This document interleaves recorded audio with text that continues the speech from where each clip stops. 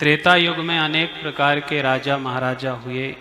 साप्तदेव विवस्वान, इनसे सूर्य वंश की उत्पत्ति हुई, जिसमें हम रामचरितमानस की कथा सुनते हैं।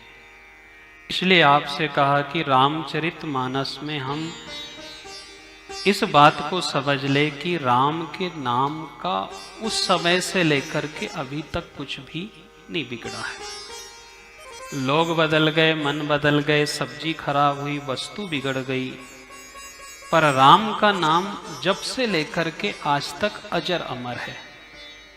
कृष्ण का नाम जब से लेकर के आज तक अजर अमर है।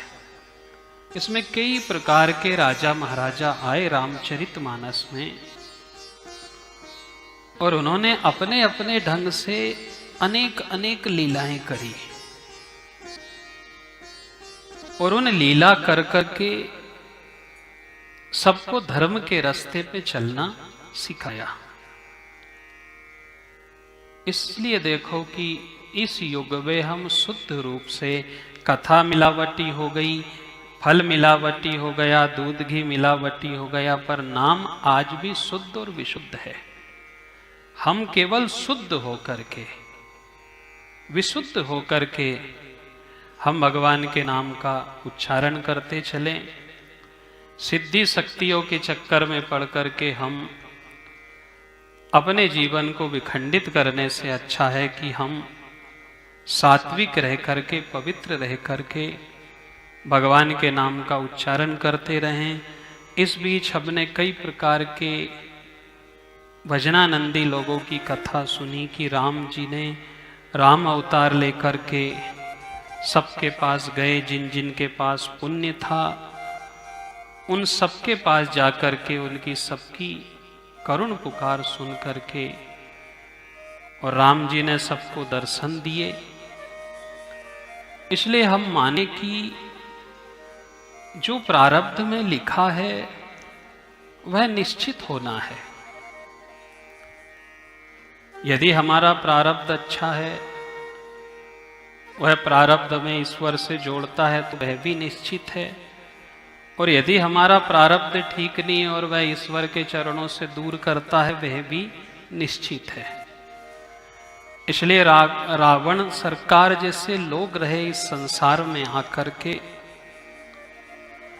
उन्होंने अपना अनुभव व्यक्त किया इस समाज में कि मैं इतना बड़ा राजा रहा, सोने की लंका रही, मैंने मेरी मर्जी से जो जो हरण करना चाहा वह सब कुछ किया, परंतु फिर भी मेरे मन में कई प्रकार की अशांति और ग्लानि घर बना करके रहती रही।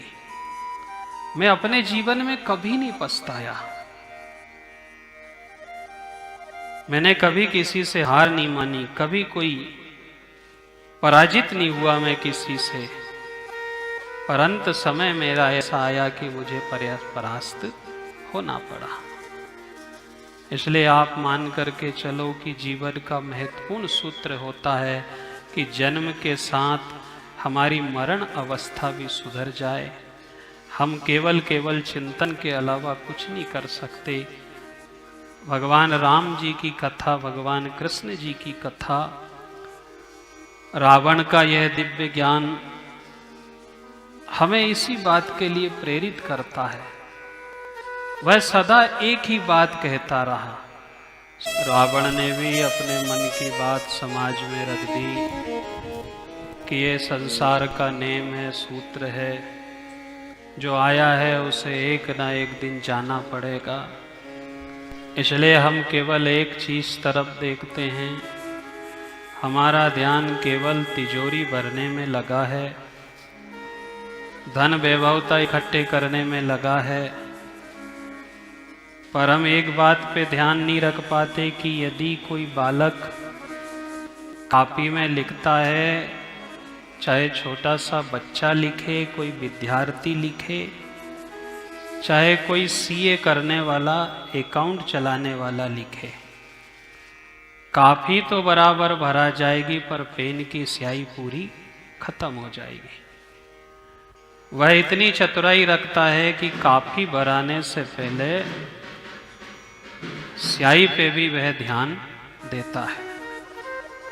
इसलिए देखो, हम केवल एक तरफ ध्यान दे रहे हैं कि पेटी भरा गई, तिजोरी भरा गई।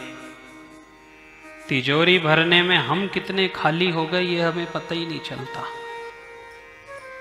हमारी सांसें कितनी कम बची।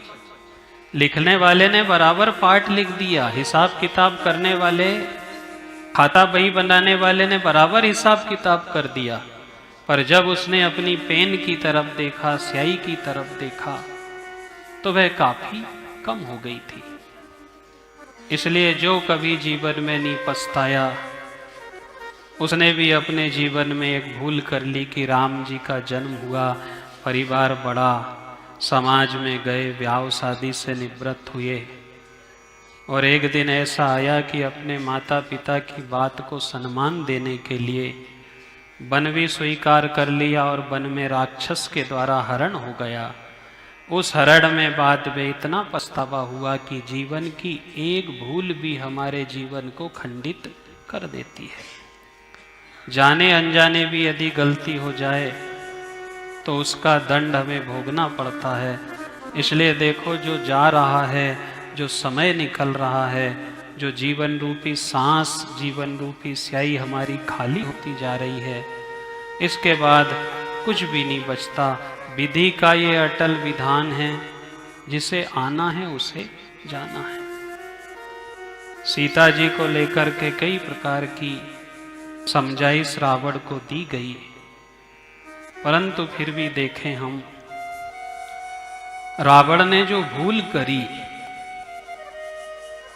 उसने अपने भाव समाज में व्यक्त कर दिए कि मैं बहुत बड़ा राक्षस था, दुनिया कांपती थी, 9 ग्रह मेरे यहाँ पर सेवा में लगे हुए थे, बड़े बड़े देवी देवता कंपायमान होते थे, मेरी अपनी चलती थी, अपना रसूख था, अपना नाम था, पर उस नाम को कैसा बट्टा लगा कि आज भी लोग अपनी संतानों का नाम विभीषण और रावण और दुशासन रखना पसंद नहीं करते।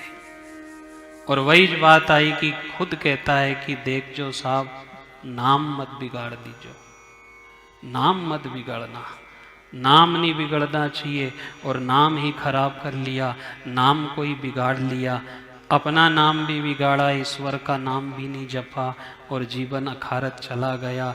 इसलिए केवल केवल एक पक्ष में हम देखते नहीं चलें, हमारे जीवन में हमें किन चीज़ों पे ध्यान देना चाहिए।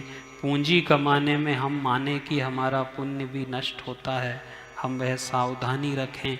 अब चलते फिरते नहीं बनता, चलने की कहो तो चलने में चक्कर आ रहे हैं, बुढ़ापा आ गया, चक्कर आने की उम्र हो गई, चलने में चक्कर आने लगे, फिर भी माया के चक्कर से अभी भी मन नहीं हटा, बुढ़ापे में भी माया के चक्कर में पड़े, तब कि चलते नहीं बनता, चलने में चक्कर आ रहे, बैठने में चक्कर आ रहे, आने जाने में तकलीफ हो रही। उस बात को लेकर के रावण ने ये अपने भाव व्यक्त किए। इसलिए आपसे कहा था कि देखो, जो निकल गया है वह बहुत अच्छा निकलता जा रहा है, आछे दिन पाछे गए, अच्छा अच्छा निकलता जा रहा है, ये बाद में नहीं आएगा।